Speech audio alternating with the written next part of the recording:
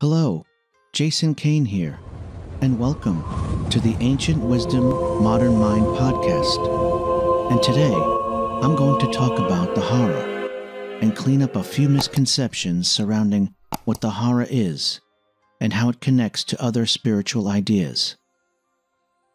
The first misconception is that the concept of the Hara, which translates as abdomen, is related to the stomach, or is confused with the related organs in the abdomen.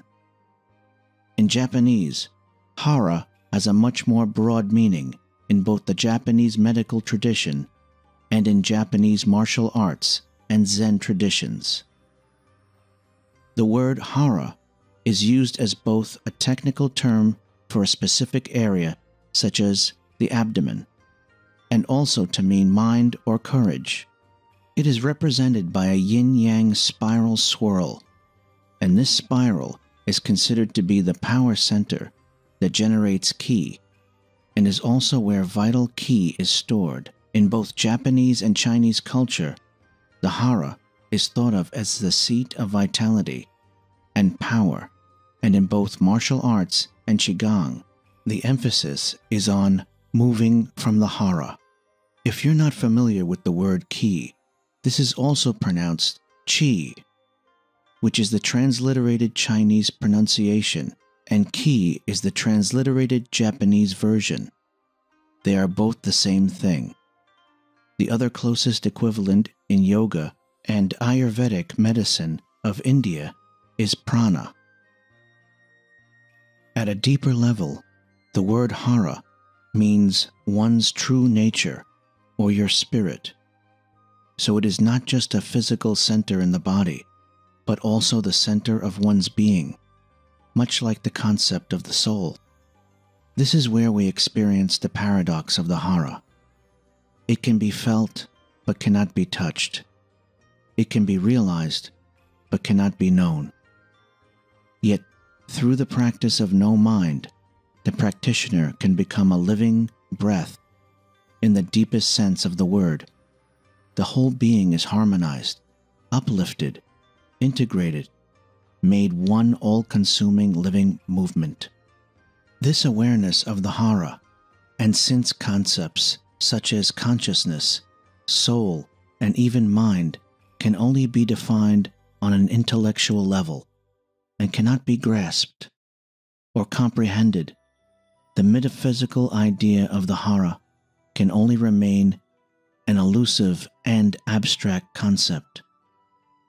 And this brings us to a commonly held approach to spirituality that exists today, where it is believed that to follow the spiritual path, one must develop the energy centers or chakras, and a common confusion of mixing the Hara and the sacral chakra as being the same. One of the main reasons for this is the modern craving to understand spirituality from an intellectual perspective rather than through first-hand experience. In the yogic tradition, the Hara equivalent is actually the Atman, and the relationship with the chakras is limited to the enteric nervous system in the same way that the nadis or meridians are enteric channels. The other confusion is that the Hara can be activated. This idea is probably again connected with the idea of activating chakras. It would be more accurate to say that one enters into a heightened state of awareness. This makes more sense since the Hara is entering into the spirit of your action, your intent or courage, since you don't activate courage but enter into a state of courage. The word Hara in Japanese is also deeply interlinked with the word TanDen. In Chinese, this is the lower dantian. TanDen translates as cinnabar field, elixir field, or the sea of qi, and has 3 locations in the body: the abdomen, the heart, and the brain, and play a major role in the understanding of ki and its relationship to breath, meditation, and Taoist internal alchemy, Nidan, practices. The physical space where the Hara or TanDen is located is directly behind the navel, inside the body, closer to the spine than the navel. There's a little confusion about the precise location, and this is again probably related to some people mistakenly connecting the Hara and the sacral chakra.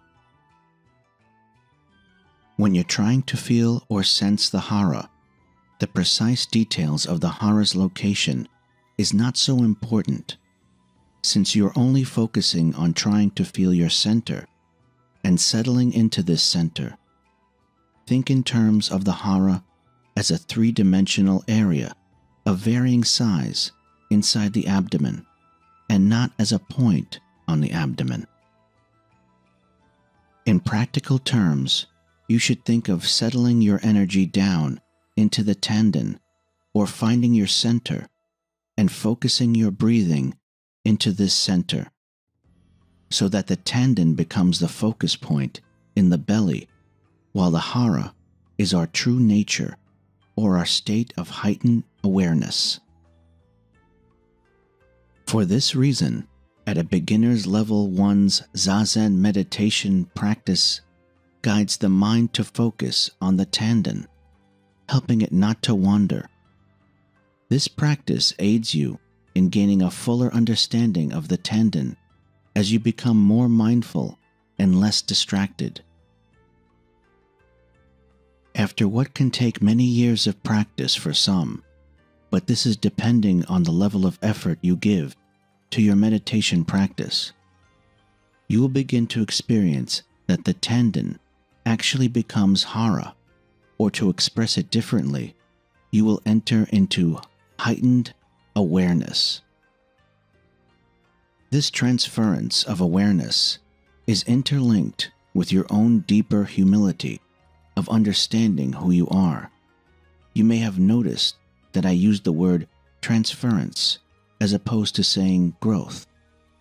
This is an important point, since your mind or intellect cannot grow into a higher state or enlightenment, and instead awareness is transferred to the Hara.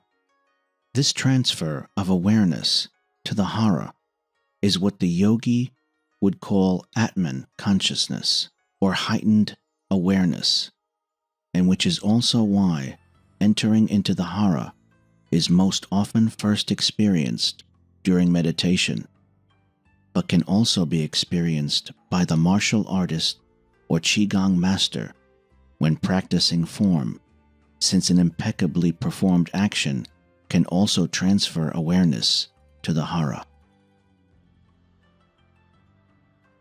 A perfect example of this can be found in the tale of the samurai and the tea master. I will put a link below to that tale. At the point of Hara, the mind has no place to stay still, for it is everywhere, completely in union with the universe, no beginning and no end. It is open and at ease. This is Hara. In other words, you have realized your true nature. Mind, when placed in the Hara, never hesitates or stops. It is like water. When encountering a rock, it simply flows around obstacles. So that's the Hara. Leave me a comment and let me know what you thought of this podcast, or if you have any questions. If you're new to the channel, make sure you like, comment, and subscribe. Hit that little bell there so you're notified of any new podcasts that I put out, and also if you would like more of my content, then follow the link to my website. Thank you for listening to the Ancient Wisdom Modern Mind podcast. I'm Jason, your host, signing off. Take care.